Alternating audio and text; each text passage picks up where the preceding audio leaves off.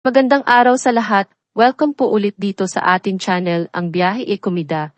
Maraming salamat sa lahat ng nag-subscribe. Indeed. Punta tayo sa atin topic. Security na binusohan, umano si Marian nagsalita na, "Huwag kayo one-sided."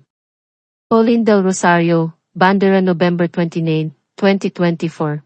9 a.m. Hindi na nakapagpigil at nagsalita na ang viral security officer na si Earl Nerona Pressman matapos kumalat ang malisyosong video nila ni Marian Rivera. Ito yung viral post na mapapanood na lumapit ng todo ang security sa may bandang dibdib ni Marian at makikita ang reaksyon ng celebrity mom na hindi ito naging komportable sa sitwasyon. May bahagi rin sa clip na mababasa sa labi ng actress na may sinabi siyang, "Kanina ka pa, kuya. Ito ka pa eh." At dahil nga yan, maraming netizens ang bumatikos kay Earl at pinagbintangan itong namboboso kay Marian. Sumagot naman ang security officer sa pamamagitan ng Facebook at ipinaliwanag ang tunay na nangyari. Ayon sa kanya, sinadyang i-edit ang video upang magmukha siyang masama at siraan siya. Actually, hindi naman na issue ito, talagang kumalat lang ang video dahil sa taong one-sided ang utak. Kung malawak lang sana ang pagkakakuha ng video ay makikita ninyo ang totoong sitwasyon. Bungad niya sa post, kalakip ang picture nila ni Marian.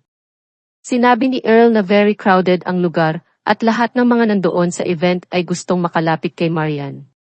Nandoon daw siya upang protektahan ang actress. Paano na lang kaya kung wala ako sa designation ko, edi mas nabastos si Marian at hindi na mapipigilan ang mga taong halos lumapit sa kanya. Paglilinaw pa niya, bumulong ang kasama ko at nagtanong about sa crowd control at sa buong makakaya ko nilapit ko ang tenga at sana man lang kung may audio na malinaw ang video ay nag-excuse talaga ako, kaya nga nilapit ko ang tenga ko sa kasamahan ko dahil mahihirapan ka sumenyas, mahihirapan ka igalaw ang katawan mo dahil sa dami ng tao sa paligid mo na sana ay nakunan din ng video. May isang crowd na nagpupumilit na makalapit kay Marian at nakikipagtalo sa amin. Kung makikita ninyo sa video na sinabihan na, "Kuya, kanina ka pa." I swear hindi ako yun, sinundan niya ng tingin yun, at nagkataon na sa akin ng tingin dahil nga kami ng mga kasamahan ko ang nag-secure ng kanyang safety, patuloy niya. Iginiit din niya na okay sila ni Marian after ng pangyayari, kaya nakapagpa-picture pa nga siya habang sila ay nasa holding area. Nag-usap pa nga we are saglit about sa crowd control at walang issue na nangyari. Pinalaki lang ng mga taong walang ibang hangarin, kundi manira ng kapwa-tao at pagkakakitaan ang paninira sa ibang tao, sambit ni Earl sa FB. Mensahe niya sa nag-edit at nagpakalat ng malisyosong video, "Like there, makonsensya kayo sa mga ginagawa ninyo. Huwag kayo maging one-sided kung hindi naman ninyo alam ang kabuuan ng story. Nakakabulahaw kayo ng taong tahimik na nagtatrabaho at kumakayod sa araw-araw," say niya. Nabanggit din niya na 6 na buwan na ang nakalipas nang mangyari ang nasabing event. Sana patulugin po kayo ng inyong konsensus sa mga ginagawa ninyong ito.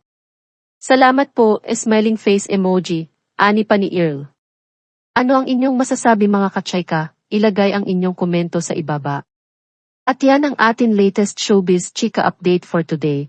Huwag kalimutan mag-subscribe, click the notification bell for more showbiz chika updates. Like and share the video at suportahan po ang atin Facebook page. Maraming salamat sa lahat ng nag-subscribe. Indeed. Magandang buhay sa lahat, paalam.